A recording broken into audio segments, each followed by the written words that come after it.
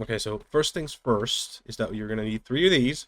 If you want to do a infusing factory, that is. Otherwise, you just need technically only need one actually. But I would use two because if you want to do a big recipe, then you can't really, and you cannot send more stuff in.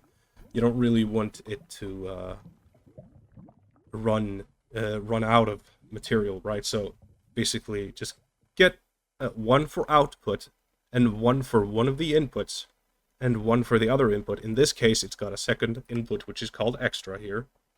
So let's explain this a little bit. These machines have, for example, oops, yeah. So first of all, you have, I have, of course, I'm using uh, RS here, but I'll show you how it works with these also. Basically, you only need the pattern provider and then a chest right next to it, and it will send all the items into the chest. I'm pretty sure you don't need a specific option here at all, so you don't need to worry about that. Just the chest itself will be enough.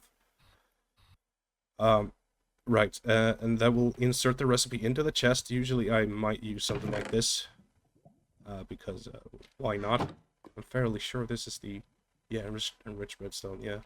So anyway, because I do bulk recipes, so the materials tend to add up, and also some machines require, or machines, yeah, some stuff like the induction matrix I think requires like, well, at least this one cost me probably 15,000 iron or something, which is makes sense considering how much fucking power this thing. Anyway, so let's continue. Where was I? Sorry, I think I've got ADHD, or at least I'm being. Anyway, it doesn't matter. Okay, so we got this top here, which is set to extra, which is this slot, which is this stuff, which would be, uh, uh, for if we take this as an example, which would be, uh, or let's just go with the atomic alloy. Who gives a shit? Um, Wait, no, this is to make. So, this one is. Wait, shit. This one would be enriched diamonds and infused. Oh yeah, so this makes infused alloy. Interesting. No, no, this makes the diamond version. Anyway, so this one makes, this is the reinforced alloy. So this one makes the atomic alloy. Okay, so basically, this got the same setup here. Let me just do that.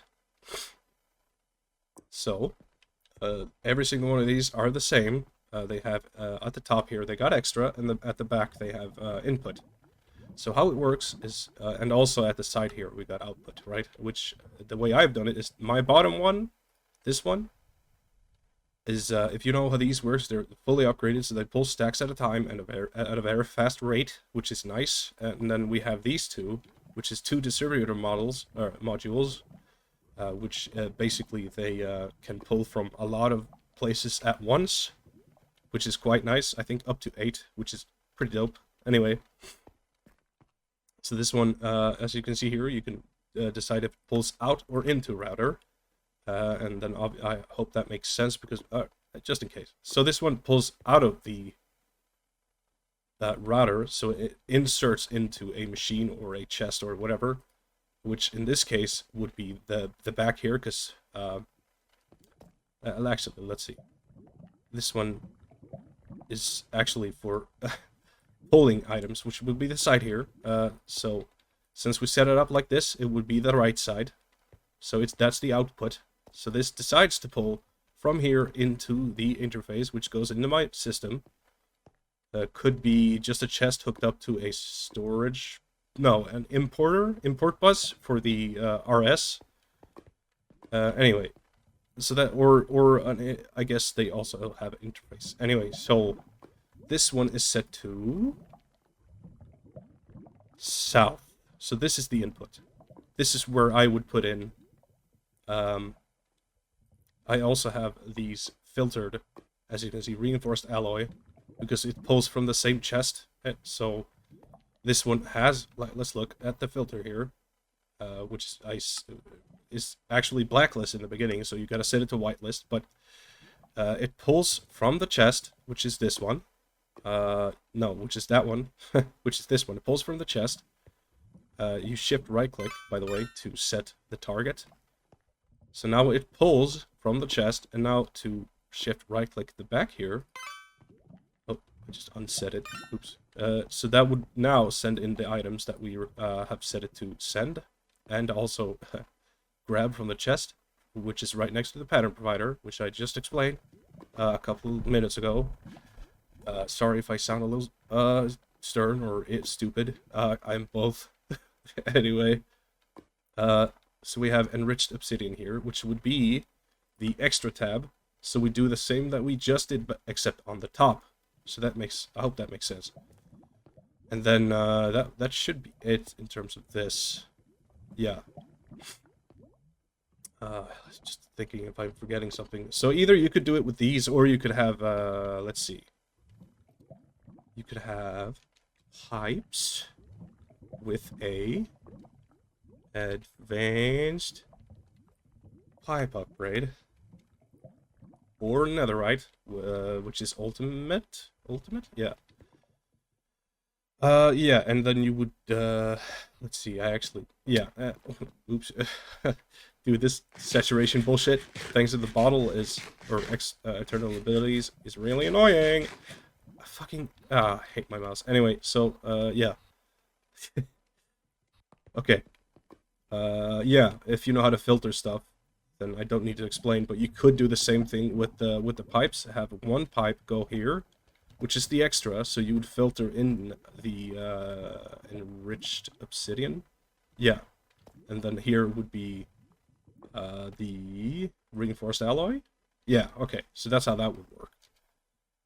In case you do it that way. You can do it either way, but these are kind of lag-friendly, specifically the way these work. Anyway, that's how that worked. Let's carry on with the other shit. So there's a few things you want to think about here. First of all, I'm going to show you how to make a atomic alloy. No, let's go with something simple this time, because I really don't want to do the math. So making one of these costs 10, right? Which could just be a single redstone, but since we are using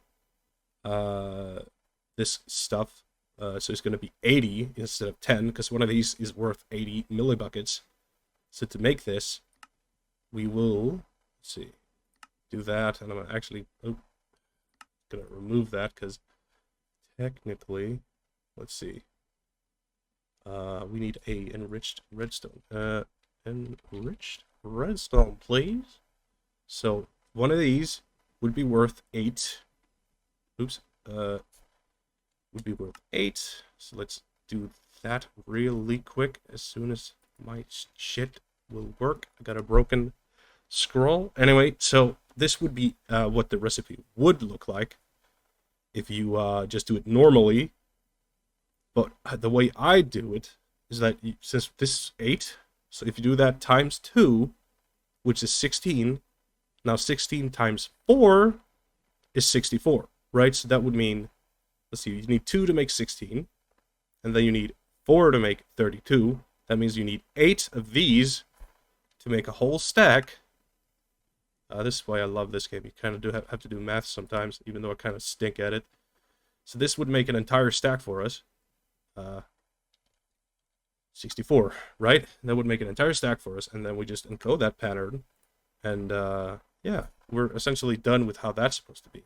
So that's kind of nice, kind of dope. I don't use this for that though, so I'm gonna put it back, and then just do that.